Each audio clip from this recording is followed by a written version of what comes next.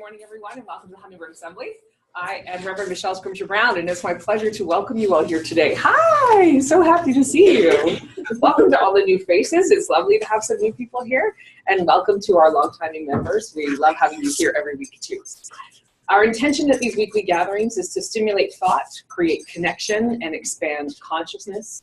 At the Hummingbird Assembly, we are an assembly of people who will teach each other to find the miracle of joyful living from life's circumstances to accomplish that which seems impossible. I'm going to go over our announcements like we do every week. You'll notice at the back of the room, we have two boxes. There is a white box where we invite you to make contributions to help us support the ongoing costs of a burgeoning assembly, including becoming formally recognized by the government, which is exciting for us. So if you would like to make a donation for that, we would love to receive it. However, it is vastly more important that you are here. So if the money is an issue, please don't make it an issue. Your presence is way more important to us. The green box beside it, in my opinion, is the more important of the two. It is where we invite you to make suggestions for what you would like to talk about, because this is your assembly, and I would like the discussion to stay relevant to your lives. So there are little pieces of paper in there and pens. Please do feel free to make suggestions. Last week, we added a new announcement to our list, and I would like to just reiterate again, if everybody could try and be respectful of scent-free. We have some members of our assembly who are very sensitive to scents, and it would be appreciated if we could be respectful of those people. We continue to have sign-up sheets. There's a lovely basket over here that has a place for you to indicate if you would like to help us set up. We need to lay out the chairs and make the coffee and the tea and so on. And there's also a list for people to volunteer to help us take things down. If you would like to help us put the chairs away and tidy up the mugs and all of that, we would love to have your assistance. So there's a little form over here by the painting of the palm trees, because cleaning is relaxing, don't you know? And I think that, awakening stories. I've been asking for this forever. If you would like to share with us the story of your awakening, how you came to find the Hummingbird Assembly, at what moment in your life you recognized you were a conscious co-creator of your experience rather than a victim of circumstance, we would love to hear from you. You can email that to admin@hummingbirdAssembly.com. Again, that email address is admin@hummingbirdAssembly.com. Our intention is to collect all of these stories and to compile them into an ebook to make it available on social media so that people don't feel quite so alone as they are going through their own awakening process. And that sums up our announcements. So with all of that said, let us begin with our opening intention. You're welcome to read along in the handouts that were on your seat, or you can just be reading silently inside too. May I come to understand that blessings are everywhere, that my attitude will affect outcomes, and that challenges are often gifts in disguise. May I come to trust that most things can get better with time, that my instincts and gut feelings have value, and that a positive attitude makes things go smoother. May I come to see that I have many skills and talents I can use, that I am a positive influence on many people, and that there are those around me who wish me well. May I come to value that today is a blessing to be enjoyed, that each person is unique and important, and that each moment of my life has meaning. So today we continue our excavation into the universal laws, and whether or not you want to, today we're talking about the law of resistance. I want it.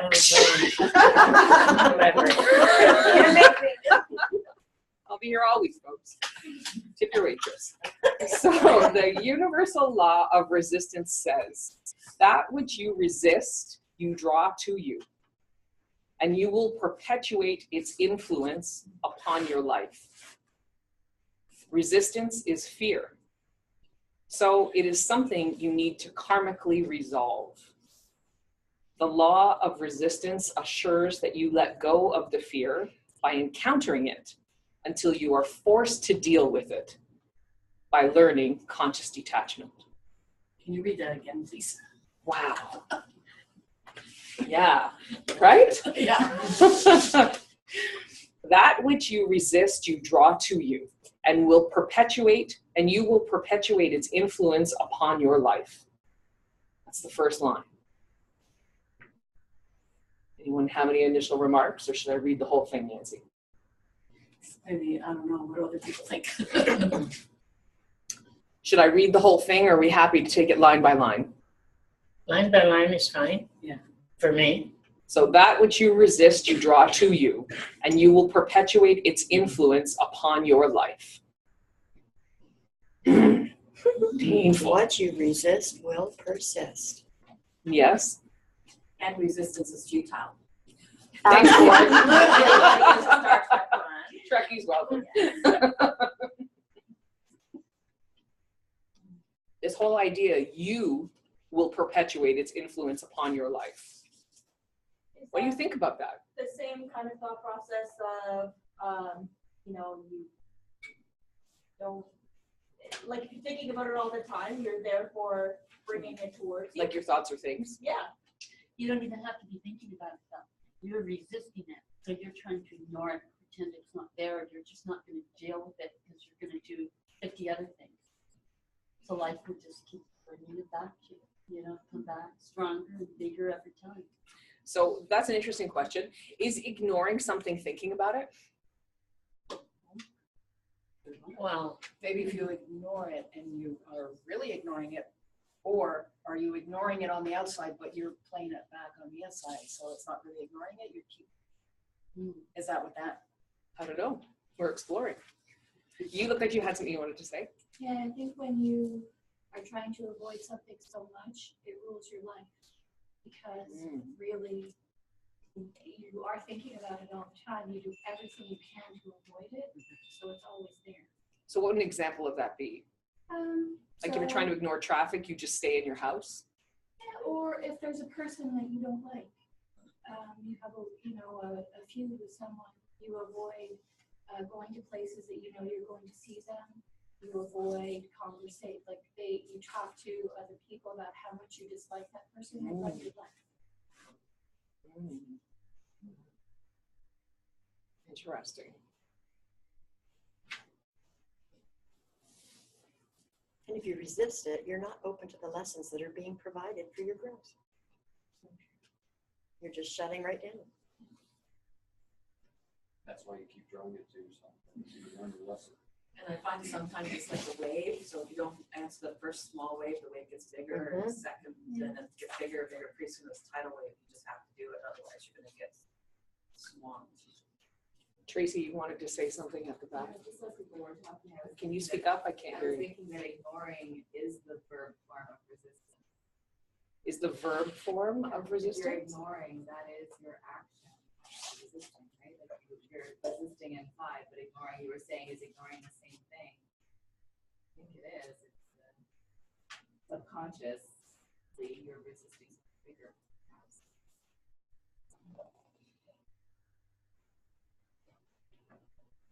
Resistance is fear. So it is something you need to karmically resolve.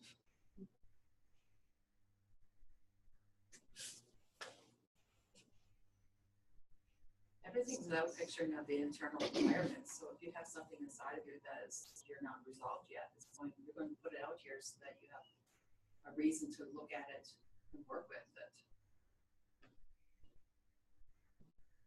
So if you're fearful of something, that's going to show up on. Sorry? If you're fearful of something, then it makes sense that it would show up somehow and so pass it so that you can work with it and move on with it. This made me think of that thing where it says that which you, something like that which you hate, you fear resides within yourself. Well, the law of reflection, right? Yeah. So what you just read again, that last part? Resistance is fear. So it is something you need to karmically resolve. I don't know, those kind of go together to me. They kind of go together? Yeah. Well, I guess that's why they put them in the same sentence.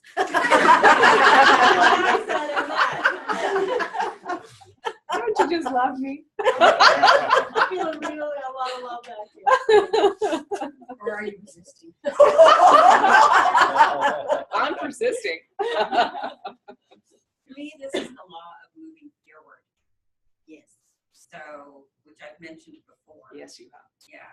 So, when we fear something, I'm no stranger.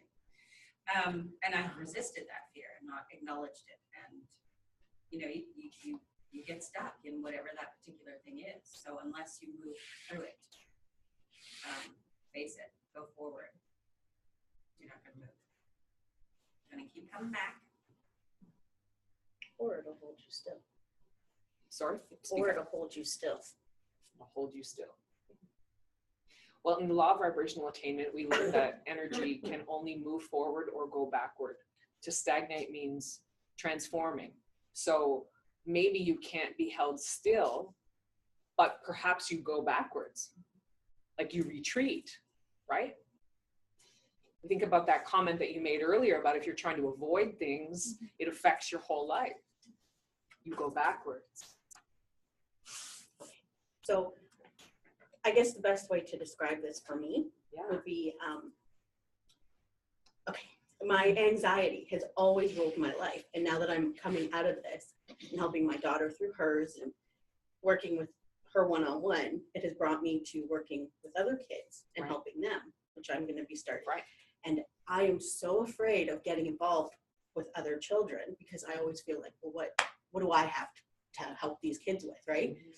So every week Nancy's asking, how's it going? Since I told her. And Meredith is interested for her children, and my friend Ginger from high school, she's interested. So like all these people are helping move me forward when I just keep wanting to retreat. Move fearward. Yes. Bev says.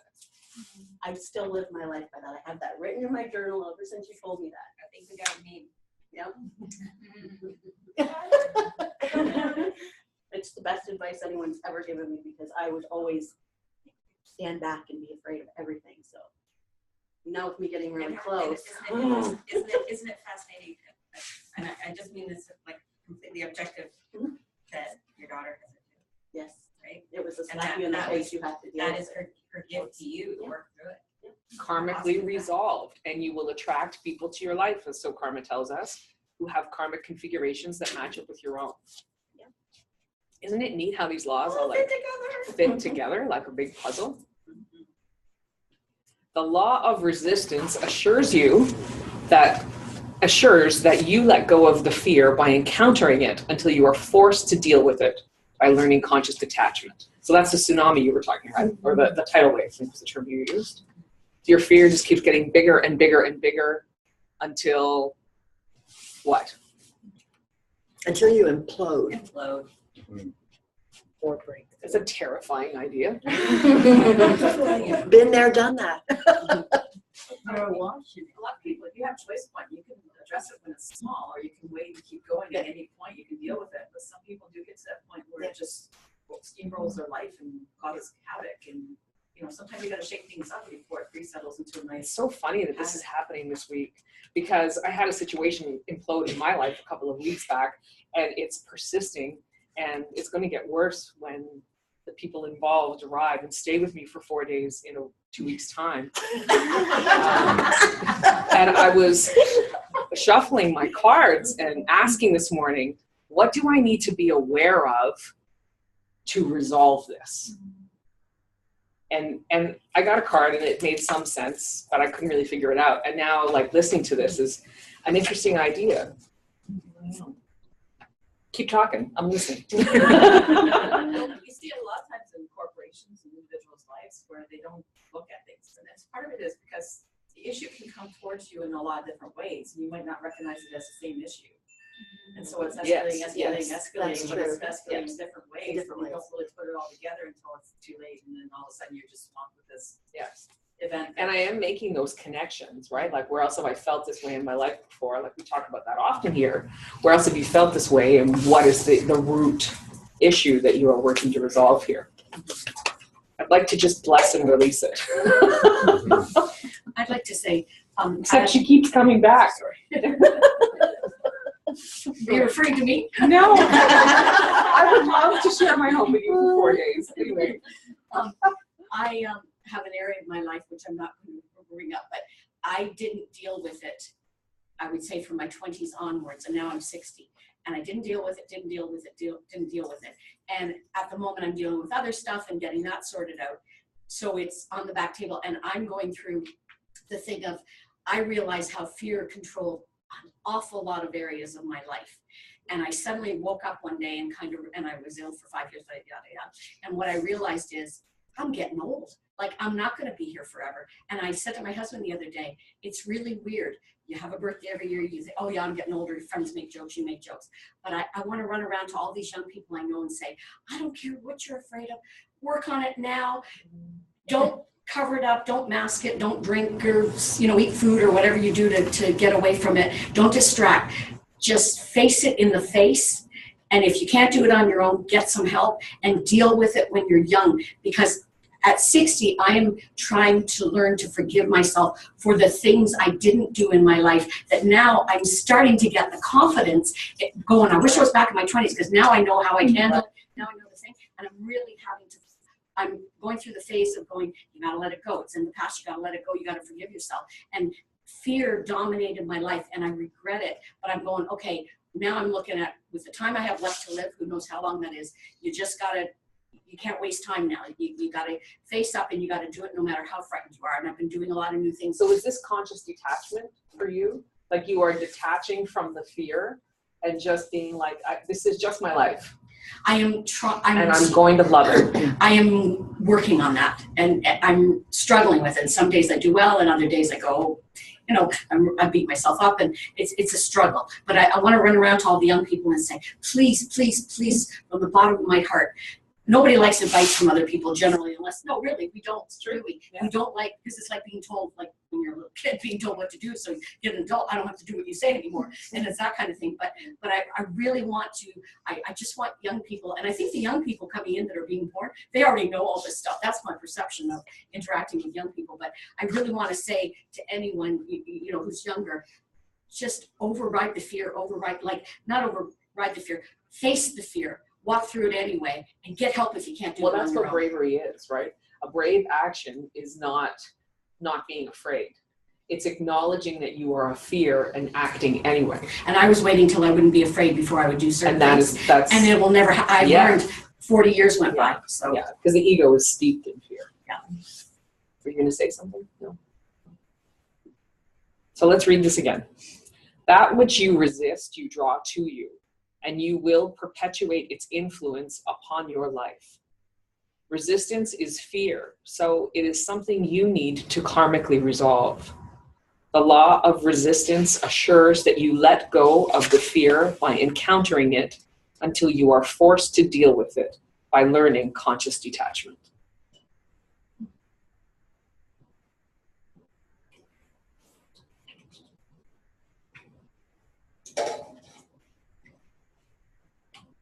I think a lot of people deal with this when they have certain situations that come up. For example, I just dated the same shitty guy, over and over again in a different body. And I, left that guy or that one broke up, and then you meet somebody else, and then there it is again, and there it is again, and there it is again. Some people actually are just like, well, I guess I'm just meant to have, right. This is what I deserve. Yeah. Or there is no better than this. It's just, it's just going to keep coming around over and over again. But you can't tell someone that. You can't tell someone if you raise your standards, then those people will no longer be good enough. And then the person that is at your standards will come along. Oh, boom. Right back to self-love. Right? Love yourself. Yeah, people don't. Yeah. No. So how do you, I don't know, kick them in the ass or? You can't. You can't. It'll happen for them when it's supposed to. I think this is where we come back to one of those moments of leading by example, right? Where you can think about times in your life where you too you were trapped in the same cycle. And whether it was, your dating pool or something else, but you were trapped in a cycle and you would share with them, I remember a time when X was happening. And then I woke up one day and was like, holy shit, I've created this. Like, I'm doing this. What do I actually want? I've never thought about that. Have you thought about what you actually want? Oh, I haven't. You encourage people into some self-introspection. Yeah. Because more and more in society, we are taken away from the idea of what do we want. We're told what we want, but we don't actually think about, do I actually want that new awesome game? Or advertising makes you think you want to be rich, to be beautiful, Yeah. to be famous. That's what's being To sold. be thin, to be white. That's what's being sold Yeah. as the dream. And the reality is it's like high school. There was the 1% that were popular, and there were the 99% that, weren't the high school football cheerleader, whatever. And everyone's miserable because they aren't the 1%, instead of saying, we can't all be that. And is that what you really want anyway? Because maybe Is that's that not what you want? Yeah, is that what that's you the want? bottom line. not what somebody tells you. Is it what you want? And most people's answer is always, I hadn't thought of that. What do you mean? I get a say? Of course you get a say.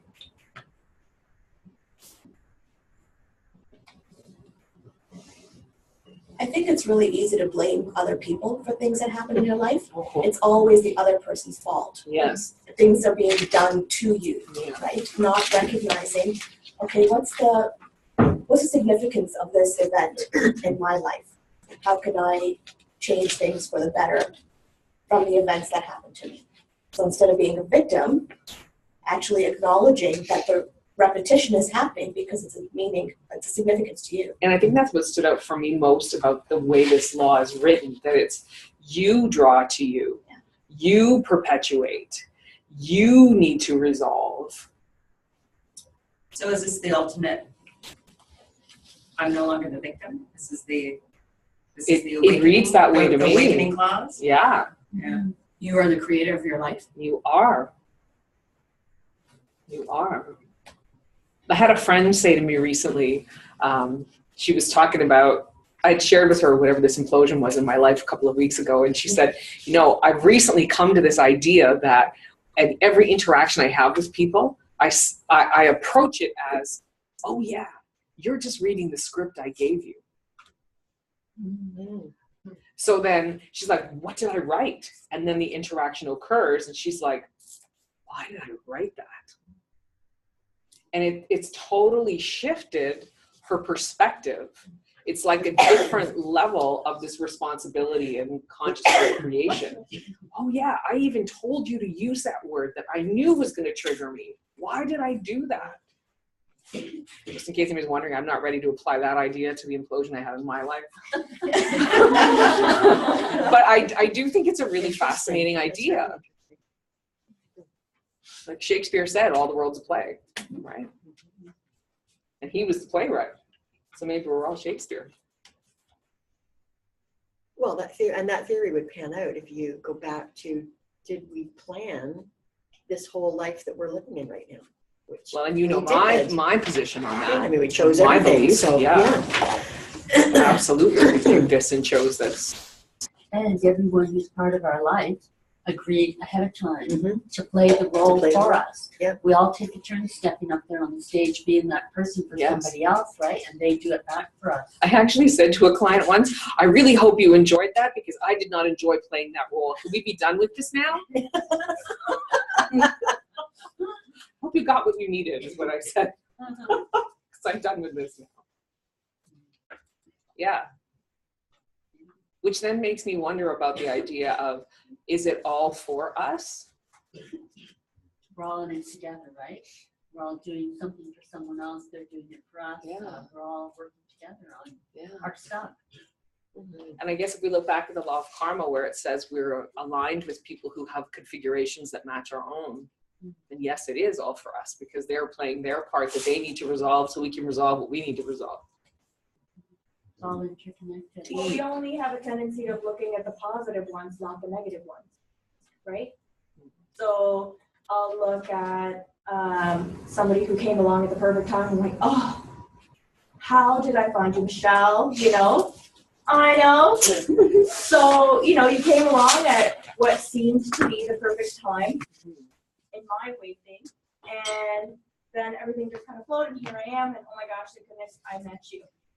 But I don't necessarily think of the people that came along at the perfect time to negatively affect me and then, be like, son of a, Yes, motherless goat. That's what Yes. it is. Son of a motherless goat. Yes, exactly. So you're necessarily think to be thankful for that guy, you know? But they were there for a reason. Yes, it's not until like way after the fact where you're like, oh yeah, thank goodness that happened. That was when I realized I really don't like assholes. Before that, here's what I did. It's so amazing though when you go through the shit and you come out the other side and you know why you went through the shit. Yes. It's just Yes. so gratifying. It's like it makes me want to fall down on my knees and thank whoever. Thank you for giving me this shit because holy cow. Yeah. Okay, so this else makes and me wake me ask up. another question. Do you think you can always go back to an interaction and see what you got? Can you always? I think it depends on your level of consciousness and how open you are to it. Do we need to understand what we got from it in order to get what we needed? Maybe that's the bigger question. Can we resolve that karmic debt if we don't?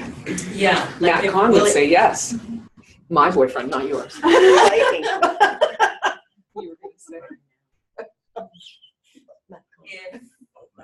If the lesson comes back again, then yeah, you do have to acknowledge that. I think you do too.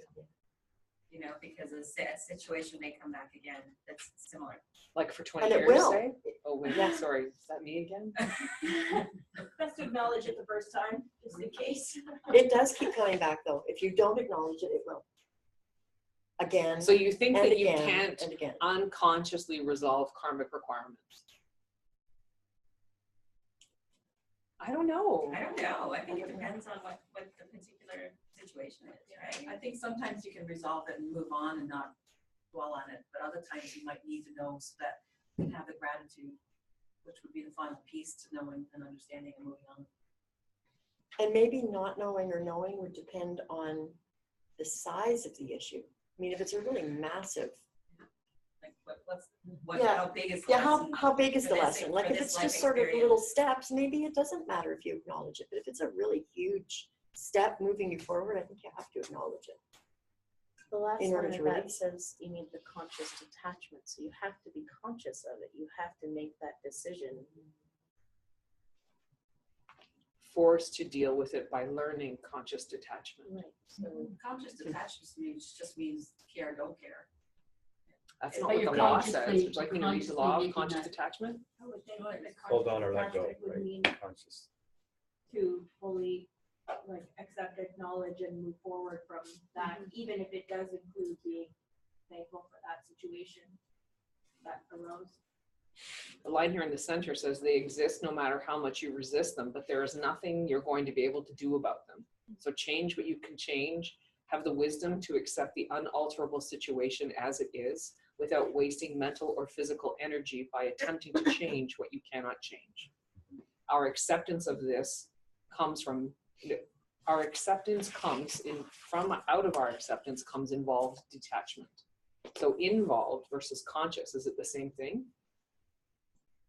Anyway, we don't need to discuss conscious attachment, but it's that whole idea of accepting that which you cannot change and the wisdom to know the difference. Yes, like pick your battles and what you get from it. And everybody will accept certain things in a certain way. So we're here because we're aware of, okay, what's our lesson? What do we need to do to learn from this? Or what's the example we need to take with us? As where many other people are, if they say they're the victim, they always feel that when something happens, like, why me? But if you don't look at it that way and you look at the lesson, maybe that's where you moved on to the next level and then your battles become different. So do you really need to accept, or not, sorry, accept the size, as Barb is saying? We're back to size. If it's size matters. Right, right? Figuring out what it is. It's all about the size. So if it's small. No, it You wasn't knew it me was who coming, said didn't it. you? I just didn't want to say it. Sorry, Carrie. Welcome to the party. No, It always happens, Ken. Ken's just glad to not be the only man here. So it's small and we can just like, okay, I move on. But when it's deep and big, that's the difference. Because there's so many, sometimes you say, what was the purpose of that? Oh, whatever. Okay, move on. It didn't really matter. Right. Do we have to always dissect everything? Well, that's what I'm asking, right? And I feel like sometimes it might be enough to say, okay, I have received what I need to get from this now. Consciously, unconsciously, subconsciously, I am done with this. I'm putting that idea forth. I know for me, like when I think of my life and what I've come through the last 5 years, you know, some of the issues that I've dealt with. And in particular for me, had I not acknowledged those 3 smacks to the back of my head, I would not be here. Acknowledging them, releasing them has allowed me to breathe. It's allowed me to feel such deep love and gratitude. So for my own experience, I had to acknowledge them. I couldn't just keep going and say, yeah, whatever. And so then perhaps it comes back to the big things have to be acknowledged and the little things can just be done. Well, I think the little things become the big things. Yeah. The longer you don't acknowledge them, right? So it's all. Damn it, Annie. 20 years. Don't they say it's all small stuff? Were you gonna say something? Don't sweat the small I just said 20 years. Yeah, dude, it's insane. Huge. I think life happens for you, not to you, Mm-hmm. right? Everything that you encounter is for a reason, whether it's big or small. Whether you acknowledge or notice the lesson from the small stuff, it might be easier to pass along. Of course, I find in my life it's the bigger stuff. You don't have to search for the lesson. There's a few I'm still searching for. 20 years. Same. We're in the same boat. Yeah, I find the littler stuff easier to acknowledge. Well, because it's little. But what is What did you little? say, Bev? Because it's little. But what is little? Oh, that's a good question. Very good Right? question. It's- What's little to me is Absolutely. big But to that's your someone else. experience, I right? know. That's your little. So, you know, I always believe I'm meant to encounter every person that I meet is for a reason. Whether I take something from it or not, that's my choice. Whether I have a positive interaction with that person or not, again, that's my choice. It's weird that I'm here today. I haven't been able to be here, but the timing It's is awesome that you're here too. amazing. So I'm really grateful to be here. So again, that I believe in timing. Things are meant to be. I'm meant to be here today. I shouldn't have been here today, but it worked out that I could. So I feel blessed. I think there are some things that happen in life, though, that you will not understand why they happen until you're on the other side. I think there are some things that because you just go, how could a human being do that to another human being? So I think there's some things, you can't, I think there's some things, I have something in my life I can't ever see myself resolving it, no matter how much I try. I can see that I developed compassion because of it, but I can't comprehend, and I can't comprehend what happened at a certain age. I can't comprehend that or why. So maybe I owed this person something, maybe in a previous life, whatever I did to them. That's something I've realized you'll have to wait. It's just, no matter how hard I try to resolve. I mean, it's not that I haven't resolved it. It's the effect it had on my life. It's that part about conscious detachment. We don't necessarily, you maybe aren't going to detach from it in this life. Yeah, I don't think I can. And no matter how hard I try, I just think it's something that I am not going to understand until I get the other side. And then I may go, oh, wow, never thought of that. Oh, thank God, I'm done with that. Yeah, well, and that's what I'm hoping. Like in my head, I'm saying, never again. Right. I'm never going to, whatever I was supposed to learn from that, I'm not willing to go through that lesson again. So that's what I told myself. I refuse to ever go through this again. You know what I mean? So that is, but I think there are certain things in life that you may not be able to, and I don't even know that it's resisting. I think understand. It's getting to the, like, there are some things on this planet that you go, just why? You just can't detach from. Yeah.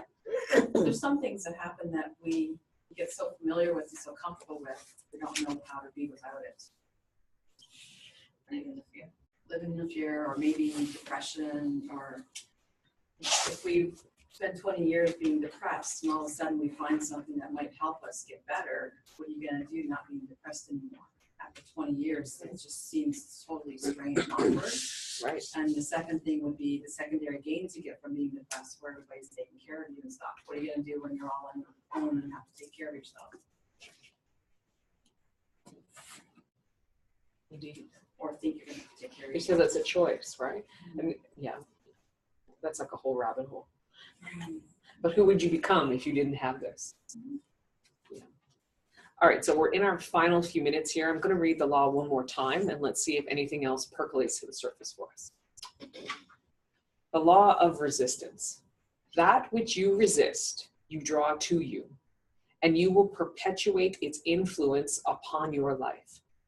Resistance is fear, so it is something you need to karmically resolve.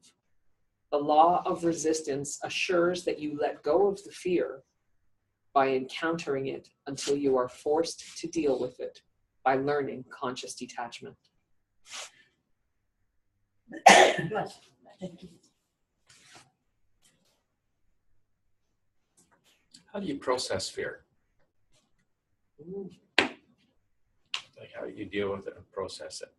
What's the way to do it consciously? How do I do it? I have, what am I afraid of here?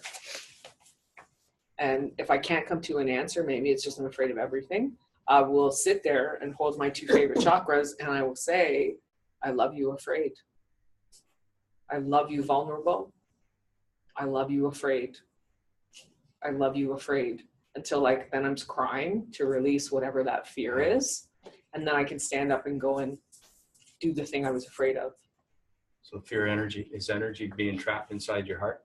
Well, it's you not flowing. Right. Because energy is a constant flow, right? Mm-hmm. So you have a blockage, it can't get by wherever the blockage is. It might be in your heart, it might be in your solar plexus, it might be your sacral, it might be a number of places. So if there was an issue in your lifetime that was making you feel fearful, really, what would you have to do to get rid of it? Just by letting yourself flow through your heart? Well, Matt Kahn says you love it. Matt Kahn is somebody who I follow a lot on YouTube. He does a lot of very insightful, conscious discussions and channels. And his tagline is, whatever arises, love that. And he's the one who does the I love you practice, where you spend 5 minutes saying, I love you, I love you, I love you, over and over again for 5 minutes.